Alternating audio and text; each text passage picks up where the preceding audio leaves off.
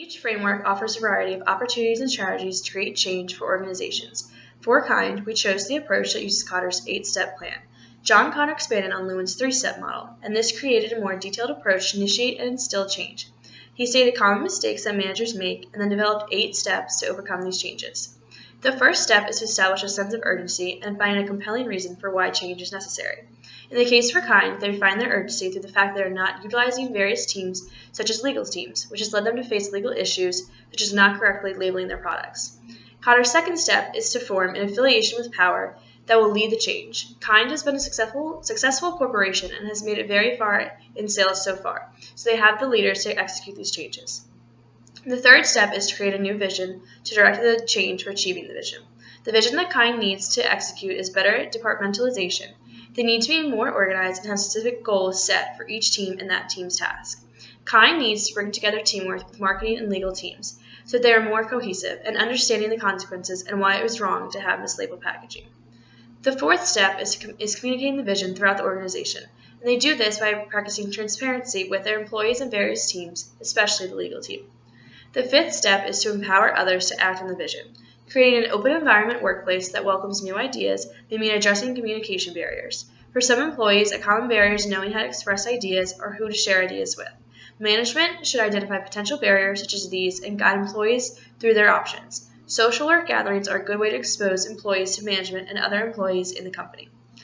The sixth step is to plan for, create, and reward short-term wins that move the organization toward the new vision.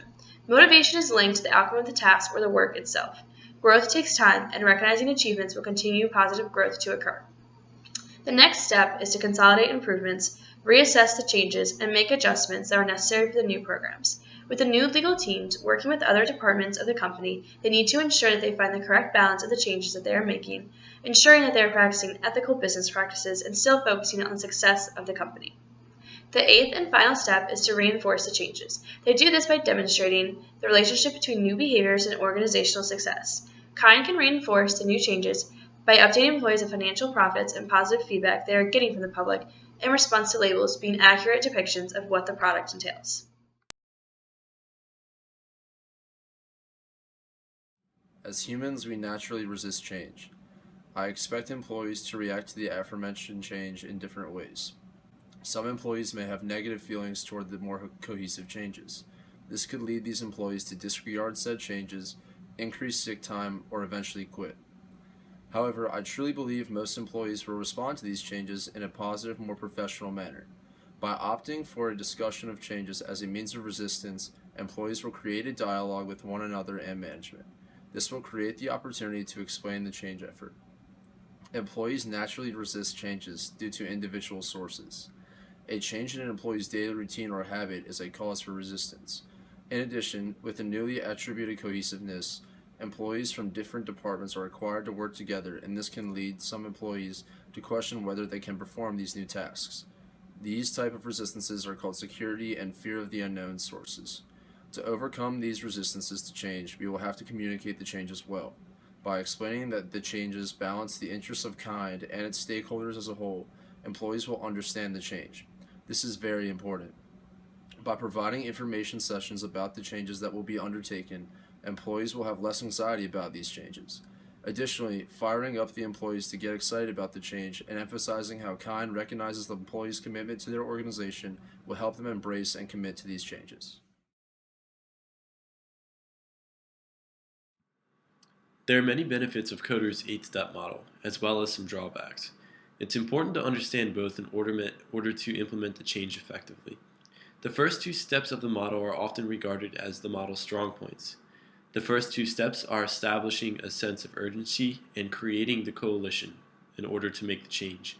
It is important to motivate employees to have a sense of urgency about changes because without a sense of urgency, management will be stuck spinning their wheels. Employees will not buy into the change of an organization if there is no motivation or urgency to do so. Step 1 and 2 are somewhat intermingled because oftentimes step 1 and 2 are only obtained if they are implemented together. In order to create a guiding coalition, management will need to identify the right people that the coalition will consist of. Employees will have a deeper trust in co-workers that embrace the change.